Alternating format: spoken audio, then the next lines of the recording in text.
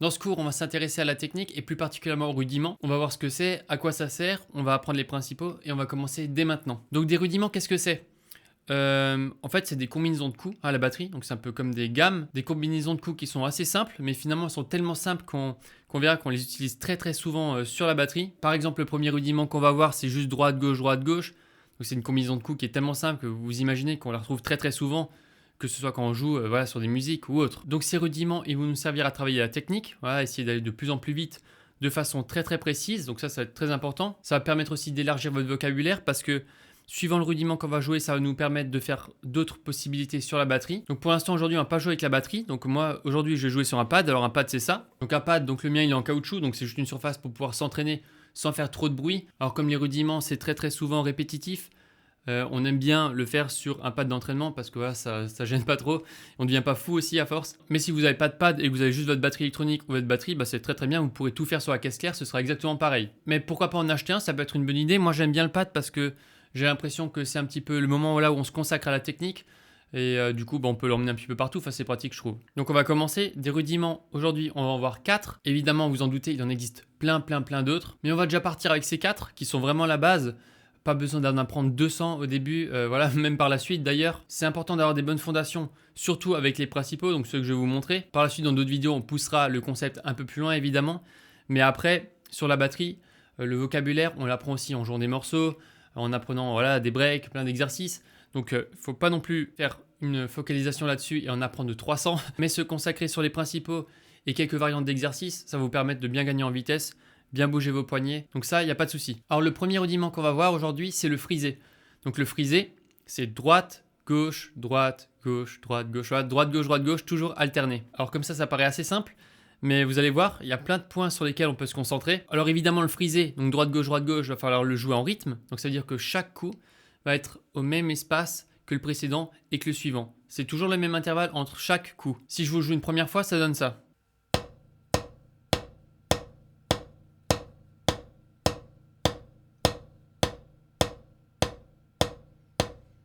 Donc vous entendez, mes coups sont bien réguliers à chaque fois. Droite, gauche, droite, gauche, droite, gauche. Je fais pas droite, gauche, droite, gauche. Les points sur lesquels il faut faire attention, déjà il y a le premier, c'est bien taper au centre. Quand on tape sur la batterie, donc là je vais taper sur la caisse claire, si je tape au centre, j'aurai toujours un meilleur son que si je tape au bord. Donc je vous fais un exemple, si je tape au centre, si je tape au bord, on voit qu'il y a beaucoup plus d'harmonique, le son est plus aigu, c'est pas forcément ce qu'on veut. Nous on veut un son bien net, bien régulier. Donc quand vous entraînez sur le pad, sur votre batterie électronique ou sur la batterie acoustique, faites bien attention de toujours bien taper au centre. C'est d'ailleurs un petit piège avec les batteries électroniques. Sur la plupart des modèles, quand on tape au centre ou sur les côtés, il n'y a pas de différence. Donc faites bien attention de toujours bien taper au centre. Donc vous voyez, mon pad il est bien abîmé au milieu, donc ça prouve à quel point les frappes sont concentrées. Donc voilà, faites bien attention à ça. J'arrête juste cette vidéo 2 secondes pour vous dire que ce cours fait partie d'un parcours débutant qui va beaucoup plus loin. Ce parcours, il vous permettra d'atteindre un niveau intermédiaire en 13 cursus qui sont clairs et ordonnés. Vous apprendrez toutes les bases, vous construirez les fondations d'un jeu moderne. Donc si vous voulez déjà voir les sujets qui sont abordés, je vous invite à aller sur batterie360.com. En plus, il y a une période d'essai de 7 jours sans engagement, donc vraiment n'hésitez pas. Et je vous laisse de nouveau avec la vidéo. Un deuxième point sur lequel il faut faire attention, c'est évidemment bien tenir ses baguettes. Donc ça, voilà, il y a une vidéo sur le site qui en parle, et faites bien attention aussi de bien bouger vos poignets. Quand on va travailler le pad, le but ça va être de travailler la vitesse, la précision, et ça va être de travailler les poignets. À la batterie, c'est pas les bras qui vont nous permettre d'aller vite, mais c'est les poignets. Donc attention de bien les bouger quand vous faites votre frisé. À nouveau, vous pouvez quand même un petit peu bouger les bras. Le but c'est pas d'être un robot et de bouger que les poignets. Et au contraire, le but voilà, c'est pas non plus d'être comme un Lego et de pas du tout bouger les poignets et de bouger que les bras. Quand je joue, je vais peut-être prendre un peu d'élan avec le bras, et c'est bien mon poignet qui va finir le coup, qui va donner l'impact. Donc c'est vraiment un mouvement vertical qui se fait de bas en haut. Faut pas qu'il y ait de gestes voilà, comme ça sur le côté. Et un dernier point que je vois souvent avec certains élèves, c'est de ne pas presser la baguette sur le pad. Quand on donne notre coup, on est relâché. Comme j'ai déjà dit dans d'autres vidéos, tous les doigts sont en contact avec la baguette, mais on ne la serre pas. J'avais déjà dit, c'est comme le téléphone, on la prend juste en main, cool, relâché. Et quand je tape, la baguette remonte quasiment toute seule d'elle-même. Je reste pas appuyé en bas, donc je fais pas ça. Ouais, ça c'est pas bon parce qu'on entend un petit bzzz. Et en plus, si je fais ça sur la batterie, les tomes sonnent pas.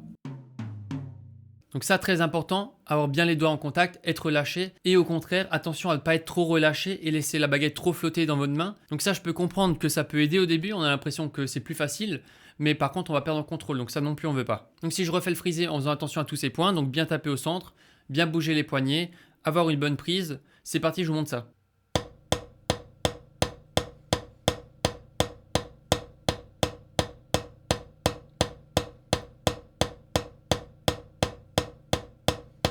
Et le dernier point, c'est en plus d'être régulier dans le rythme, il va falloir être régulier avec l'intensité des coups. Donc d'avoir le même volume avec la main droite et la main gauche. Alors je sais qu'au début, ça va être un peu compliqué avec la main gauche. Si vous êtes droitier, si vous êtes gaucher, évidemment, vous allez faire tout l'inverse comme d'habitude. Attention de bien lever la main gauche pour la taper aussi forte que la main droite et de bien bouger votre poignet gauche, pareil que la main droite. Donc votre main droite, souvent vous allez être plus à l'aise avec. Donc elle va servir un peu de prof pour la main gauche. Quand vous faites votre frisé et que vous vous sentez à l'aise avec la main droite, essayez de ressentir la même chose avec la main gauche. Est-ce que je bouge pareil ? Est-ce que j'ai la même amplitude? Est-ce que je tape assez fort? Est-ce que je tiens la baguette pareil? Est-ce que je suis pas trop crispé? C'est plein de points comme ça sur lesquels on peut prêter attention pour à la fin faire ça de la façon la plus propre possible. Une fois que vous êtes à l'aise avec ça, vous pouvez accélérer. Donc la vitesse comme on l'a choisi, le but c'est de prendre une vitesse où vous êtes à l'aise. De toute façon, le plus important c'est d'être régulier. Et quand vous accélérez petit à petit, toujours garder cette régularité, que ce soit toujours propre. Alors parfois, vous pouvez essayer d'aller au-delà de vos limites, même si c'est moins propre, parce que le but c'est comme à la fin de booster tout ça, le but c'est à la fin d'aller le plus vite possible. Mais si vous allez hyper vite et que ça ressemble plus à rien et que vous vous trompez, là peut-être qu'il faut un peu ralentir, mais il faut pas toujours non plus le faire hyper lentement parce que sinon à la fin vous n'allez jamais accélérer. Le but c'est de trouver une vitesse avec laquelle vous voyez que c'est pas si évident que ça, mais que vous pouvez tenir quand même quelques minutes. Et le but c'est de faire tourner comme ça le rudiment pendant quelques minutes. C'est un peu comme la musculation, mais pour les poignets. Alors pour l'instant on joue pas avec un métronome, on verra ça dans une autre vidéo. Pour l'instant, on n'en a pas vraiment besoin. Comme je vous l'ai dit, le but c'est d'arriver à votre rythme. Et pour l'instant, le métronome, je pense que ça va juste rajouter une difficulté. Il faut savoir se débrouiller sans aussi. Donc c'est vraiment pas grave. À la limite, ce qui sera bien avec le métronome, c'est de voir à quelle vitesse vous allez pour essayer de grappiller des points chaque jour. Mais pour l'instant, faites-le à votre rythme. Essayez de garder une vitesse stable. Je pense pas que vous allez accélérer de fou tout de suite sans vous en rendre compte. Et si vous en rendez compte, essayez justement d'être un peu plus régulier. Donc je joue le frisé à différentes vitesses. Et ensuite, on va passer au prochain rudiment.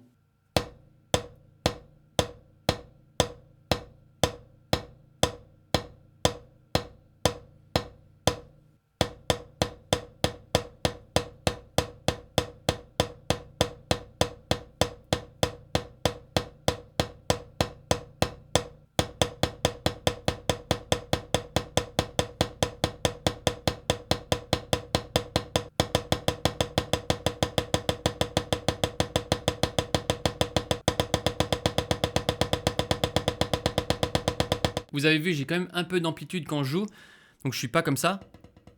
Parce que sinon mes poignets évidemment, ils vont pas bien travailler. Et par contre, j'exagère pas non plus. Je vais pas non plus au bout de mon poignet. Le but c'est quand même de bien bouger le poignet, que la baguette regarde un peu le plafond. Et par contre, pas la peine d'être en hyper extension. Pareil, on va jamais jouer comme ça avec des gestes ultra exagérés. Donc vraiment, essayez de copier mon geste, de bien regarder la vidéo et d'essayer de m'imiter. Donc ça c'est pour le frisé. Donc on verra que, évidemment, on va l'utiliser très souvent derrière la batterie pour plein de choses. Maintenant, on va passer au deuxième rudiment, donc c'est le roulement. Le roulement, c'est droite, gauche, gauche. Donc pareil, tous les coups sont à intervalles réguliers. Tous les points que j'ai dit avant sont les mêmes ici. Bien faire attention au poignet. Faire attention que tous les coups soient à la même force. Essayez de trouver sa limite. Essayez de la repousser. Essayez de faire tourner le roulement pendant quelques minutes. Pareil, je vous le joue sur le pad à différentes vitesses.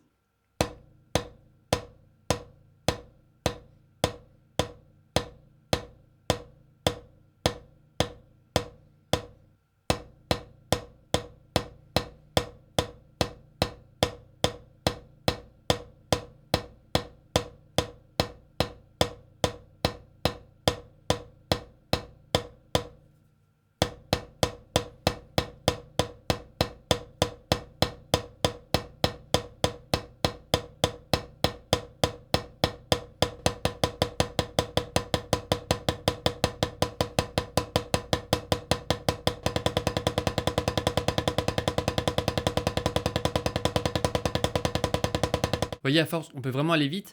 Par la suite, on pourra utiliser le rebond, mais pour l'instant, c'est pas du tout le cas. Le but, c'est vraiment de jouer avec les poignets, même avec le roulement qui est un rudiment qui va souvent se faire avec le rebond par la suite. Là, le but, c'est de bien travailler ses poignets, de bien être à l'aise avec la combinaison. Par la suite, on apprendra à jouer avec le rebond, mais c'est pour aller à des vitesses beaucoup plus élevées. Donc pour l'instant, c'est pas vraiment utile. Donc ça, c'était pour le roulement. Maintenant, le troisième rudiment qu'on va voir, c'est le moulin. Donc le moulin, pareil, de nouveau, c'est toujours régulier, intervalle régulier, c'est droite, gauche, droite, droite, gauche, droite, gauche, gauche. Donc celui-là, il est peut-être un peu plus dur à retenir. En fait, c'est un petit peu un mélange entre le frisé et le roulement. Le frisé, c'était vraiment à chaque fois alterner des coups qui étaient simples, donc tout seul. Ensuite, le roulement, c'était pour jouer des coups doubles. Et là, maintenant, c'est un petit peu un mélange des deux. Pareil, de nouveau, les mêmes conseils qu'avant. Je vous le joue à différentes vitesses.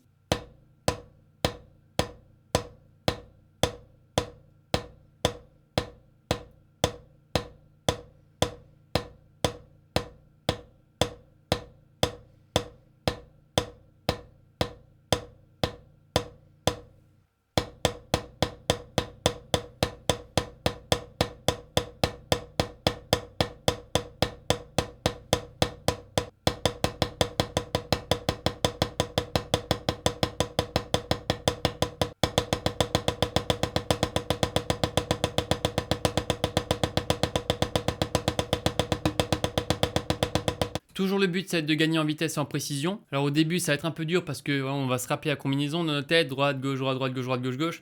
Mais à la fin, vous allez voir que la mélodie que vous faites sur le pad ou sur votre batterie va prendre le dessus sur les coups que vous avez en tête. Moi, quand je joue, je me dis pas du tout droite, gauche, droite, droite, gauche, droite, gauche, gauche. À la fin, j'arrive vraiment à utiliser mon oreille. En fait, j'entends tout ta, tout ta, tout ta, ta, tout ta, tout ta, tout ta, ta. Et en fait, à la fin, ça me permet vraiment d'aller beaucoup plus vite en ayant la tête complètement vide. Comme je vous l'ai dit, l'objectif, ça va déjà être de se familiariser avec les combinaisons. Alors c'est vrai que comme ça, sur le même instrument, ils se ressemblent un peu tous.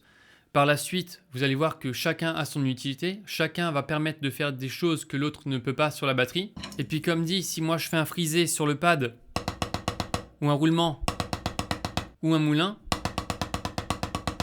on entend quand même une différence malgré que ce soit toujours joué sur le même instrument. Et le dernier que je vais vous montrer, donc celui-là il n'a pas vraiment de nom particulier, voilà, c'est 4 coups de chaque main. Donc droite, droite, droite, droite, gauche, gauche, gauche, gauche. Toujours avec la même régularité, les mêmes conseils, ça change toujours pas, donc je le joue à différentes vitesses.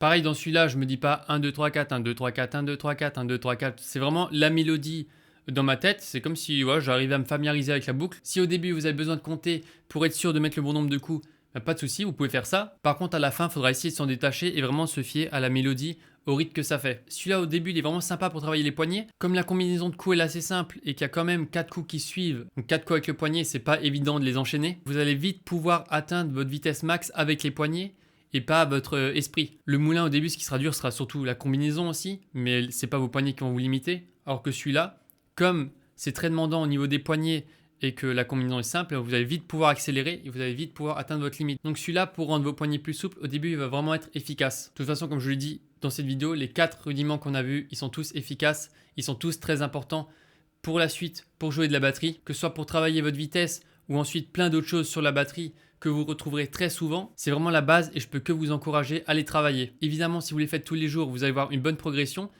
D'ailleurs, je trouve qu'il vaut mieux les faire 15 minutes par jour que 3 heures le week-end par exemple. Mais pourquoi pas à chaque fois qu'on s'installe la batterie, de travailler un petit peu ces rudiments au début pour essayer de gagner en souplesse et en dextérité. Ça vous fait une routine et ça va vous faire bien progresser pour ensuite vous libérer sur la batterie. Voilà, c'est tout pour ce cours sur les rudiments. J'espère que ça vous a plu. On se retrouve dans une autre vidéo.